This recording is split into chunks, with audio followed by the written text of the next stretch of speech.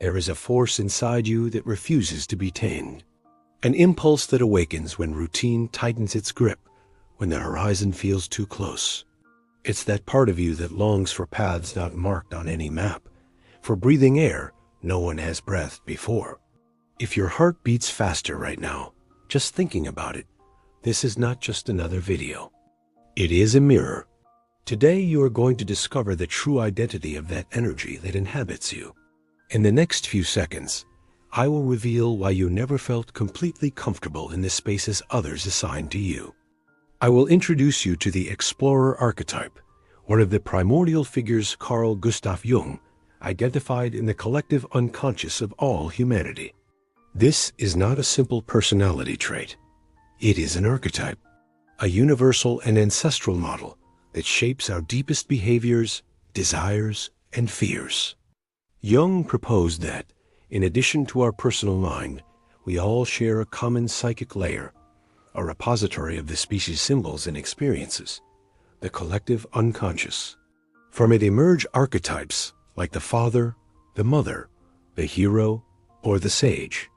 And among them, the figure of the explorer stands out, the eternal seeker, the pilgrim, whose soul knows no borders. The core of this archetype is freedom. A freedom understood not as licentiousness, but as authenticity. Its internal mantra is, I must be true to myself. Its primary motivation is to discover who it is through direct experience with the world. While other archetypes seek power, order, or connection, the explorer seeks meaning, expansion, and growth. The journey is not a means to an end. The journey is the end in itself. Each new experience is another fragment of the mosaic of its identity. Its talent lies in autonomy, the ambition to live fully, and a curiosity that never extinguishes. This energy manifests in 1,000 ways. You don't need to climb Everest to feel it. It's the mother who decides to homeschool her children to travel the world with them. It's the engineer who leaves a promising career to open a mountain inn. It's the young person who chooses a university far from home, not for the quality of education, but for the need to test their independence. It is the constant choice of the road less traveled, literally or metaphorically. Its great fear, the true monster under the bed, is the trap, conformity, the empty, predictable life. The nightmare is to wake up at 60 and wonder, what if I had tried? But this is where we raise the controversial issue, the razor's edge of this archetype. Because every strong light casts a long shadow. What happens when the search becomes a flight? When the fear of being trapped is so intense that any form of commitment, roots, or depth is rejected.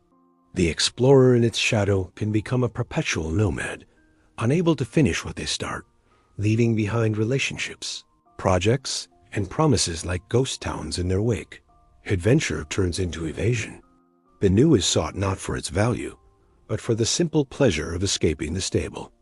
Are we, as a society, glorifying this flight? Do we call visionary entrepreneur or free spirit someone who deep down fears intimacy and responsibility? It is a necessary debate. The explorer's journey has stages, levels of depth that go from external to internal. At a first level, exploration is physical, geographical. It is the traveler, the adventurer, the one collecting passport stamps. But when that level is exhausted, the second begins, internal exploration. It is the spiritual seeker, the student of philosophies, the one trying therapies and workshops. The question changes from what is out there to who am I in the midst of all this? Finally, the third level, the deepest, is reached when the explorer finds their promised land.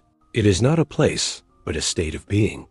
It is the moment of integration, when they stop searching outside because they have found themselves. They have gained inner freedom, which is the only true freedom. This force shapes our culture. Brands like Patagonia, Spotify, or Airbnb speak directly to this archetype. They don't sell clothes, music, or accommodation. They sell identity, discovery, and the promise of a more authentic life. Literary and cinematic characters, from Ulysses to the protagonists of road movies, are incarnations of this universal impulse. Recognizing this archetype in you is the first step to transcending it. It is accepting that your restlessness has a name, a history, and a purpose. Your life does not have to be a straight line. It can be a map full of unexplored routes. The antidote to the shadow is not to stop exploring, but to learn to explore with depth. Committing to a path, a person, a project can be the boldest adventure of all. But this reflection does not end with me. It continues with you. Now it's your turn. I dare you, go down to the comments and write, with a single word, what your inner explorer yearns to find. Is it freedom, truth, peace, or adventure? Let me see it. And if this video resonated with you, if it touched that fiber you knew existed, don't let the connection fade. Click like so this message reaches more people like you.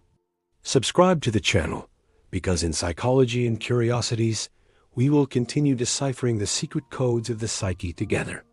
Every subscription is a new travel companion on this great expedition into self-knowledge. The most important journey is about to begin. Will you join?